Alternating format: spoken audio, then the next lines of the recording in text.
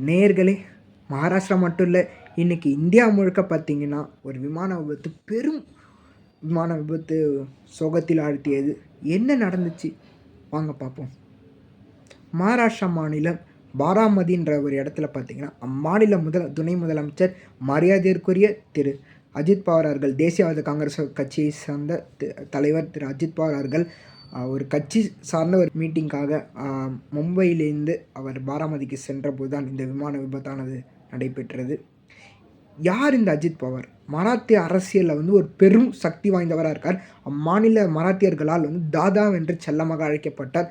மராத்திய மாநிலத்தோட ஒரு பெருமுகமாக இருக்கிறார். இவரை பற்றின ஒரு சின்ன காணொளி தான் இந்த வீடியோ. 1991ஆம் ஆண்டு முதலாமாக நாடாளுமன்றத்துக்கு தேர்ந்தெடுக்கப்படுகிறார் எம்பியாக.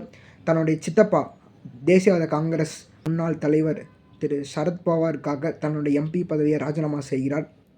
அதே ஆண்டு 1991ஆம் ஆண்டு எம்எல்ஏவாக பாராமதியில் நின்று வெற்றியும் பெறுகிறார். 1991ஆம் ஆண்டில் முதல் தற்பொழுது வரை தொடர்ந்து எம்எல்ஏவாக 8 முறை தேர்ந்தெடுக்கப்பட்டுள்ளார். அது மட்டும் இல்லாமல் 2016 வரை 6 முறை துணை முதலமைச்சராக இருந்திருக்கிறார்.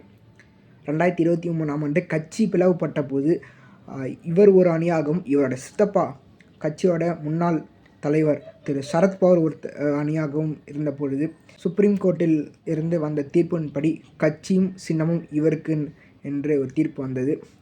அதன் பின் நடந்த 2 தேர்தலிலும் இவரே வெற்றி பெற்றார். மராத்திய அரசியலில் ஒரு பெரும் சக்தி வாய்ந்த தலைவராக இருந்தார். தற்பொழுது இவருடைய உயிரிழப்பானது மிகப்பெரிய ஒரு சோகத்தை ஏற்பட்டுள்ளது.